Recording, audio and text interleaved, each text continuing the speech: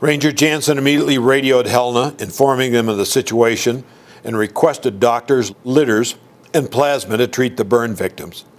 Next, he organized a rescue party from Hersey's 19-man crew, which had been driven off their fire lines, and put Hersey in charge of the fire camp. Jansen then moved the rescue party downriver to the mouth of Rescue Gulch to await the arrival of the doctors. Doctors T.L. Hawkins and R.E. Haynes volunteered to answer the call for medical help. Shortly after 9 p.m., they and an ambulance left Helena, and a short time later arrived at the gates of the Mountains boat launch. A boat was waiting and took them downriver to Rescue Gulch. But when they met up with Jansen's rescue party, they realized they'd forgotten the litters back at the boat launch and were forced to make a hasty return to retrieve them from the ambulance. But finally, at 11:30 p.m., the 12-man rescue party started up the hill. Back at the Canyon Ferry Ranger District office, Lois Jansen had been watching the huge smoke plume develop to the west and eavesdropping on the radio messages. She heard bits and pieces of radio conversation and mentioning the fire blowing up, and then later that men were injured and missing on the fire. Lois would spend a sleepless night trying to keep her children calm, but worrying about Bob, Jim Harrison, and the other firefighters she knew who were sweating out the evening and early morning hours. August 6th, 1949. Two-thirds of the way up the hill in Rescue Gulch, Jansen's rescue party spotted a flashlight above them in the midst of the smoke and fire. It was Walt Rumsey coming down to the river for more water for a dehydrated and thirsty Bill Hellman. Slowly making their way up the slope, with Rumsey in tow, the party reached Hellman at 12:35 a.m. The doctors immediately began treating Hellman. They administered morphine, treated and bandaged his burns, wrapped him in a blanket, and laid him on one of the litters. Shortly after the doctors began treating Hellman, Ranger Jansen with Bob Sallee and a few other men headed up to the ridge line and over into Mann Gulch to find the other injured smoke jumper. In the steep terrain, thick smoke and darkness, it took over an hour to find Joe Sylvia. But finally at 1:50 a.m., they located him, still conscious, perched atop that big boulder.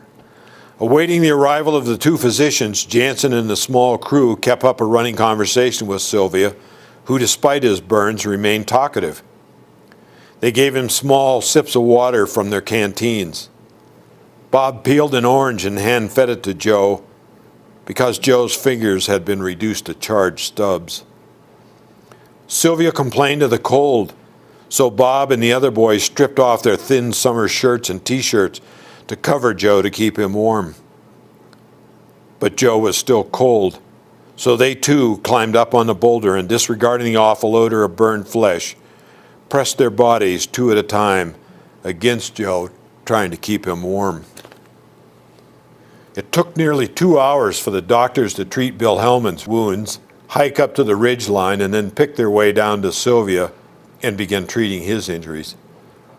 Joe had been sitting atop that big boulder with second and third degree burns over 80% of his body, occasionally slipping in and out of consciousness for over 8 hours. After the doctors had finished treating Sylvia, the decision was made to wait until first light to begin moving the two injured jumpers off the hill. With Sylvia stabilized, Jansen and the rescue crew immediately spread out across the hillside and began searching for the other missing 11 smoke jumpers. Not far from Sylvia's boulder, Bob would find Jim Harrison's body, recognizing it from his Catholic medal and the Forest Service key and badge he had issued Jim only weeks earlier.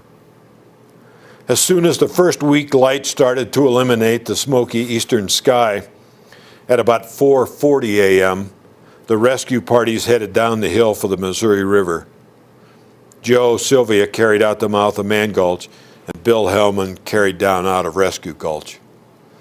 Both parties were met by boats, and the men were transported upriver to the boat landing, transferred to awaiting ambulances, and then rushed to St. Peter's Hospital in Helena. Though there was initial optimism about their chances of survival, their lungs and airways were severely compromised, and by early afternoon, both men died from their injuries. As soon as the injured jumpers had been transferred to the boats for transport upriver to the boat landing, Wag Dodge joined Jansen and the rescue crew, and the group climbed back up into Mann Gulch to continue to search for survivors or bodies. Bob and the rescue crew spent the balance of Saturday, August 6th, hiking up and down and back and forth across the hillsides in Mann Gulch and Rescue Gulch to the north, trying to complete the gruesome task of finding and trying to identify the remaining casualties, and then packing them to the saddle at the head of Mann Gulch for transport via small helicopter to the Gates of the Mountains boat landing. In the broiling August sun, amidst choking smoke, Ranger Jansen hiked the slopes until he had painful blisters on both feet. Jansen and his crew continued searching through the day, but were unable to find the 13th body until the following day, Sunday, August 7th, around noon.